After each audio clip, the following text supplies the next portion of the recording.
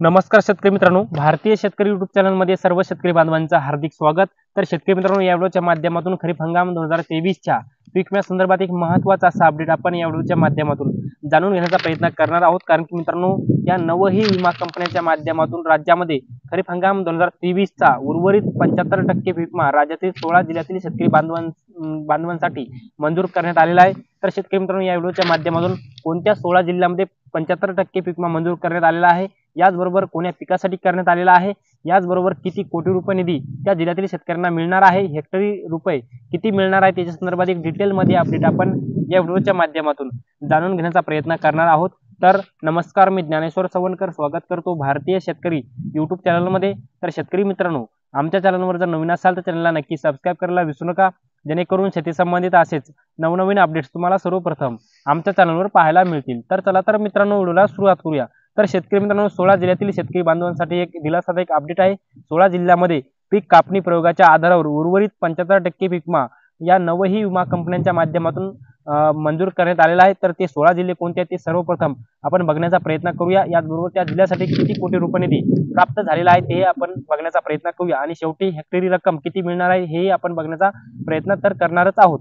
तर मित्रांनो, याच्यामध्ये पहिली महत्त्वाची विमा कंपनी भारतीय कृषी विमा कंपनी, भारतीय कृषी विमा कंपनीच्या माध्यमातून बीड आणि बुलढाणा या दोन जिल्ह्यासाठी उर्वरित 75% पीक विमा म्हणून 200 कोटी रुपये वाटप करण्यात येणार आहे। याच्यामध्ये दुसरी विमा company Cholamandalam MS general insurance company लिमिटेडच्या माध्यमातून छत्रपती संभाजीनगर जिल्ह्यामध्ये 98,99,55,849 रुपयाचं वितरण हे 75% पीक विमा म्हणून केलं जाणार आहे। याच्यामध्ये तिसरी विमा company HDFC Ergo general insurance company लिमिटेडच्या माध्यमातून या विमा कंपनीच्या माध्यमातून 402,48,48,89,944 रुपयाचं वितरण हे 75% पीक विमा म्हणून एचडीएफसी विमा कंपनीच्या माध्यमातून हिंगोली, अकोला आणि धाराशिव या जिल्ह्यांमध्ये केलं जाणार आहे। चौथी विमा company ICICI Lombard general insurance company लिमिटेडच्या माध्यमातून परभणी आणि नागपूर या दोन जिल्ह्यांमध्ये 370 कोटी रुपयाचा पीक विमा या विमा कंपनीच्या माध्यमातून 75% पीक विमा म्हणून मंजूर करण्यात आलेला आहे। पाचवी विमा company oriental general insurance company लिमिटेडच्या माध्यमातून 305,88,13,660 रुपयाचं वितरण 75% पीक विमा म्हणून या विमा कंपनीच्या माध्यमातून मंजूर करण्यात आलेला असून नाशिक, अहमदनगर व सोलापूर जिल्ह्यामध्ये वाटप केला जाणार आहे। सहावी विमा company Reliance general insurance company लिमिटेडच्या माध्यमातून 300 कोटी रुपयाचा पीक विमा 75% पीक विमा म्हणून मंजूर करण्यात आलेला आहे, आणि हा 300 कोटी रुपयाचा पीक विमा रिलायन्स कंपनीच्या माध्यमातून यवतमाळ व अमरावती या दोन जिल्ह्यांमध्ये वाटप केला जाणार आहे।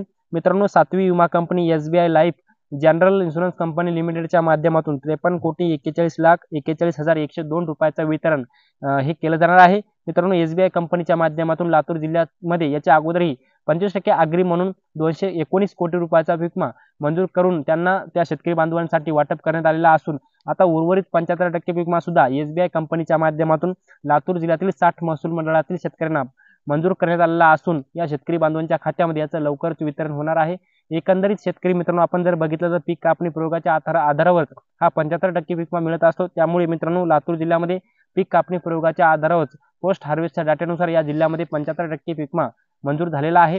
मित्रांनो, आठवा जिल्हा आहे, आठवी विमा कंपनी आहे United India general insurance company limited या विमा कंपनीच्या माध्यमातून नांदेड जिल्ह्यामध्ये याच्या अगोदर आपण बघितलं होतं की 311 कोटी रुपयाच्या विम्याचं वितरण 25% अग्री म्हणून पूर्ण करण्यात आलेलं होतं। 15 दिवसापूर्वी हे वितरण पूर्ण झालं, आणि आता पुन्हा युनायटेड इंडिया कंपनीच्या माध्यमातून पोस्ट हार्वेस्टच्या डाट्यानुसार पीक कापणी प्रयोगाच्या आधारावर नांदेड जिल्ह्यातील शेतकऱ्यांना 75% पीक विम्याचं वितरण केलं जाणार आहे। एकूण 155,99,00,000 रुपयाचं वितरण या विमा कंपनीच्या माध्यमातून केलं जाणार आहे।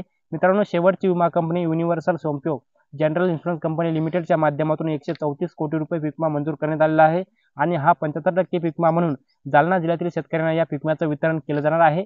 एकंदरीत शेतकरी मित्रांनो, आपण जर बघितलं तर एकंदरीत या 16 जिल्ह्यांमध्ये 9 विमा कंपन्यांच्या माध्यमातून 75% पीक विम्याचं वितरण हे पूर्णपणे केलं जाणार आहे। जवळपास 1 मार्च 2024 पासून हे वितरण होणार असल्याची सुद्धा अपेक्षा आहे, वर्तवण्यात येत आहे।